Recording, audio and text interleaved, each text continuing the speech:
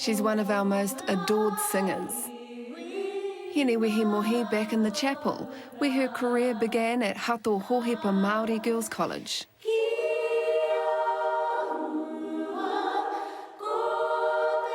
These young women singing alongside her are too young to remember how she first became a household name. But for Hinewehi, the memory hasn't faded. For 19 years, I really avoided it. I knew that it was a part of my backstory that was interesting to people, but because of that hurt and an inability to really understand why anyone could not feel the same love for our language and culture, that I guess I had buried it a little bit. The year was 1999. The All Blacks were about to take the field, facing off against England in the quarter-final of the Rugby World Cup. 80,000 spectators had packed out Twickenham Stadium. Millions more tuned in around the world. At the centre of this epic scene, Hinewehi Mohi begins to sing.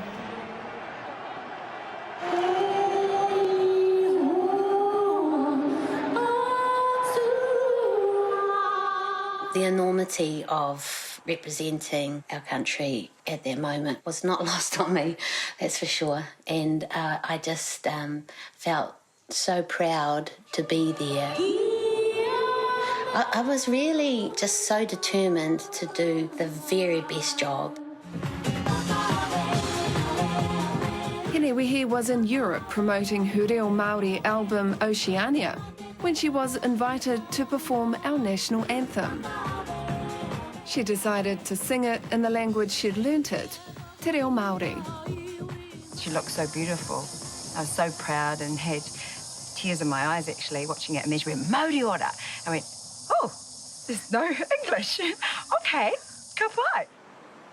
Keith Quinn remembers watching Hinewehi from the commentary box at Twickenham. She was such a wonderful figure of New Zealandness, of Māoriness, that it had a really wonderful effect on me. I thought it'll go on to the English version. And when it didn't, I can remember thinking, that's going to cause comment. On a high from her international performance, Hinewehi was oblivious to the storm brewing back home. When did you start to realise that the feedback wasn't so great, that there was a backlash? It had been organised for me to do an interview with the late Sir Paul Holmes, but when Paul rang me, he said there's been the most incredible backlash. As the nation watched with pride, Hinewehi Mohi stood in front of the rugby world and sang our anthem in Māori, no English. And there's an outcry. Talk back goes balmy. Faxes have been pouring in here. I can understand Paul wanting to sing the song from the bottom of the heart. Unfortunately, 3 million New Zealanders wanted to do exactly the same thing, and we were unable to. Close friend Stacey Morrison recalls watching the Holmes interview. As a friend, I was just so proud, and then to see it all play out like she was some sort of villain, and I could tell she was upset and shocked. And the blows kept coming from all directions. One of the Māori members of the All Black squad said to me, oh, you sang the national anthem, didn't you? And I said, yes. He said, it was really wrong what you did.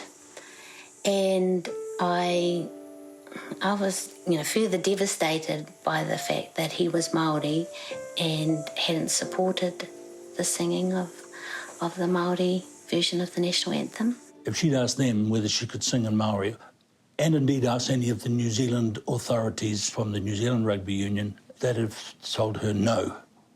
So, given the place of the Te Reo version of the national anthem in our society now right across the board, she was incredibly courageous to start it all with the singing that day. 20 years on, Hinewehi can look back at the articles she's kept from the time. Then we all drew breath to show the world how to sing a national anthem. Wrong.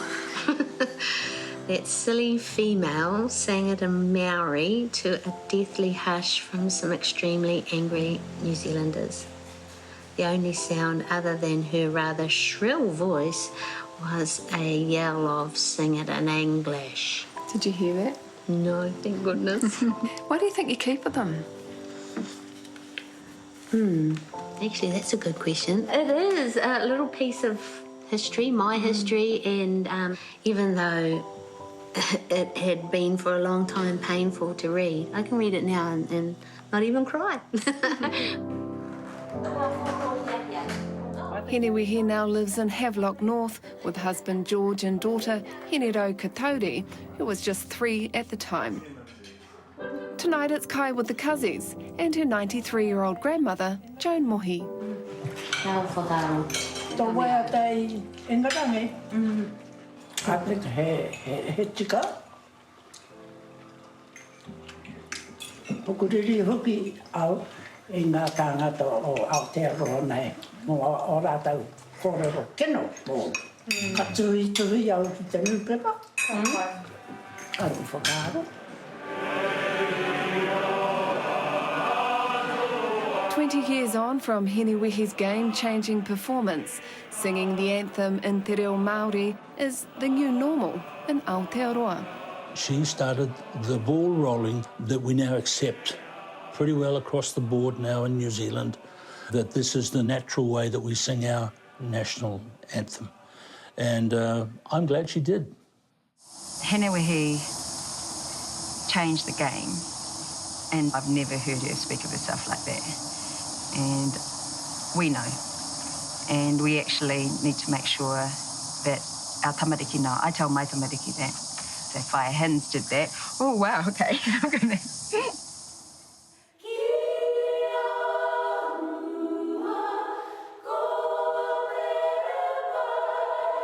Nowadays, the vitriol has been replaced with praise.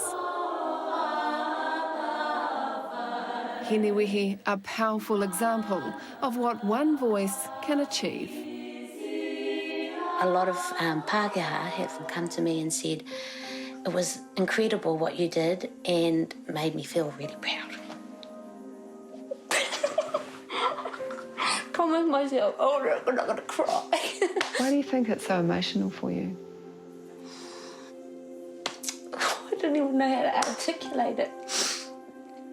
I think it really just went right into the nitty-gritty part of my heart.